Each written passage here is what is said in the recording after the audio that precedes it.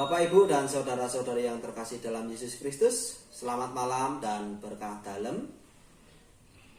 Bapak, Ibu yang terkasih, pada hari ini bahagia rasanya kita dapat bertemu secara online melalui WA Group lingkungan Santo Yohanes Pembaptis Karangnongko. Diharapkan Bapak, Ibu, dan saudara-saudari yang terkasih sudah membaca tema dan gagasan hari ini. PKSN tahun 2020 ini mengambil tema mewartakan kabar baik di tengah krisis iman dan identitas. Hari ini adalah pertemuan PKSN pertama dengan tema Allah adalah kasih yang diambil dari 1 Yohanes 4 ayat 7 sampai dengan 21. Marilah kita awali pertemuan pada malam hari ini dengan lagu pembuka.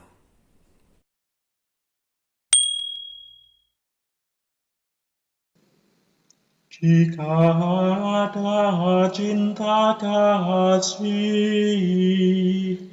hadirlah Tuhan. Jika ada cinta kasih, hadirlah Tuhan. Cinta Kristus menyatukan kita semua. Dalam Dia bersoraklah dan bersukalah, bertakwalah, sayangilah Tuhan yang hidup. Mari saling mengasihi sebulat hati. Jika ada cinta kasih, hadirlah Tuhan. Marilah kita berkumpul bersatu hati. Hendaklah kita hindarkan perselisihan. Hentikanlah perbantahan dan permusuhan. Semoga di tengah kita hadirlah Kristus. Jika ada cinta kasih, hadirlah Tuhan.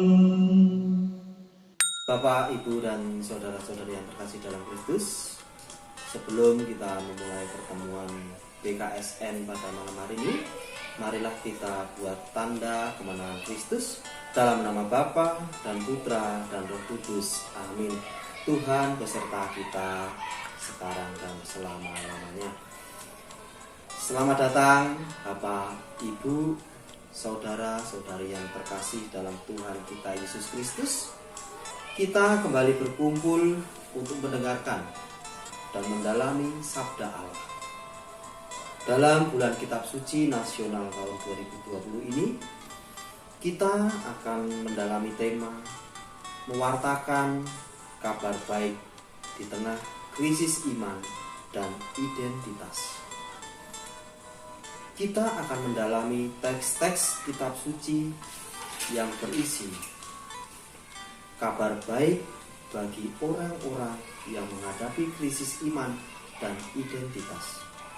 Dalam kabar baik ini, kita akan melihat kebenaran mengenai Allah yang kita imani dan memahami identitas kita di hadapan Allah. Dengan pemahaman ini, kita dapat menolong saudara-saudara kita yang sedang mengalami krisis iman dan identitas sebagai orang Katolik. Dalam pertemuan pertama ini, kita akan mendalami 1 Yohanes 4 ayat 7 sampai dengan 21 yang menegaskan bahwa Allah adalah kasih. Marilah kita siapkan hati untuk mendengarkan sabda Allah. Marilah berdoa.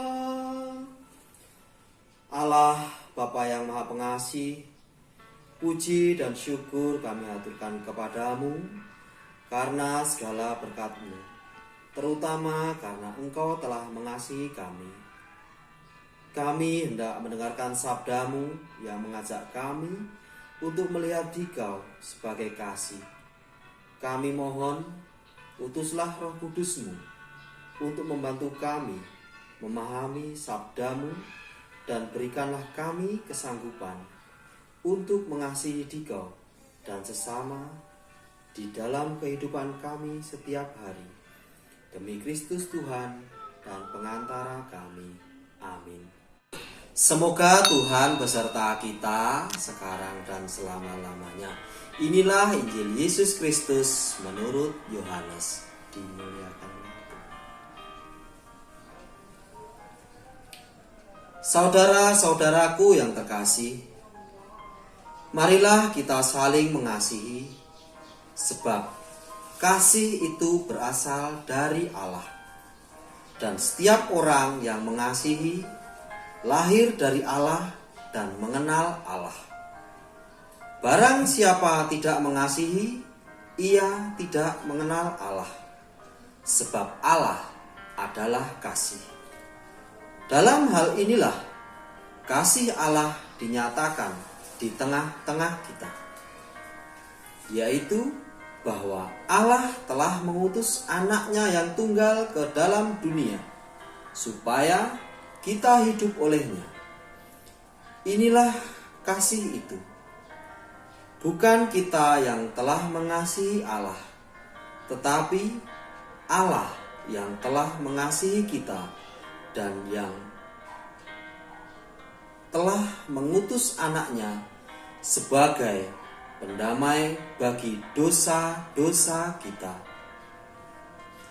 Saudara-saudaraku yang terkasih, jikalau Allah sedemikian mengasihi kita, maka haruslah kita juga saling mengasihi. Tidak ada seorang pun yang pernah melihat Allah. Jika kita saling mengasihi, Allah tetap di dalam kita dan kasih-Nya sempurna di dalam kita. Demikianlah kita ketahui bahwa kita tetap berada di dalam Allah dan Dia di dalam kita.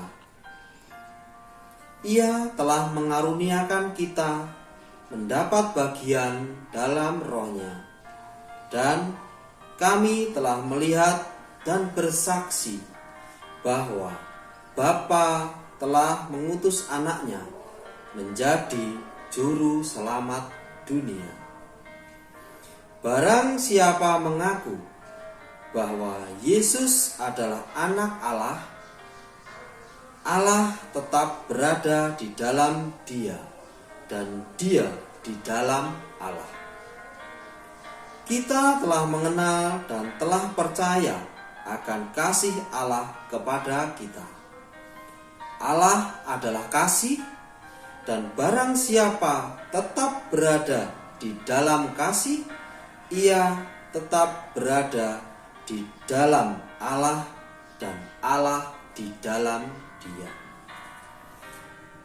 Dalam hal inilah kasih Allah sempurna di dalam kita, yaitu kalau kita mempunyai keberanian percaya pada hari penghakiman, karena sama seperti Dia, kita juga ada di dalam dunia. Di dalam kasih tidak ada ketakutan. Kasih yang sempurna melenyapkan ketakutan, sebab ketakutan mengandung hukum, Dan barang siapa takut, ia tidak sempurna di dalam kasih. Kita mengasihi karena Allah lebih dahulu mengasihi kita.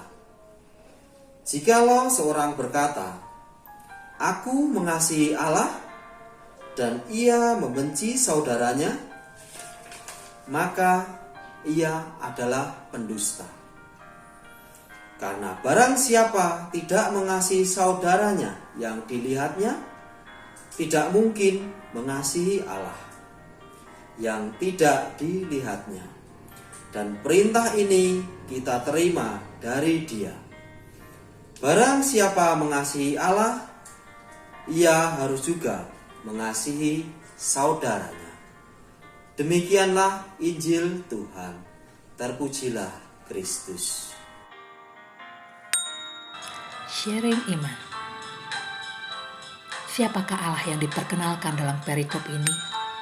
Bagaimana Allah mengasihi manusia? Mengapa kita harus mengasihi sesama?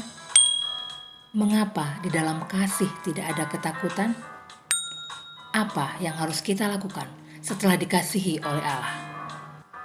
Bapak, Ibu, dan saudara-saudari yang terkasih dalam Kristus, marilah kita bersama-sama sharing iman kita dengan 5 poin tadi yang sudah saya bacakan. Dalam sharing ini kita semua benar, tidak ada yang salah. Sharing ini akan dilakukan sampai dengan, atau kita tunggu sampai pukul 10 malam atau 22 WIB. Marilah kita bersama-sama men-sharingkan iman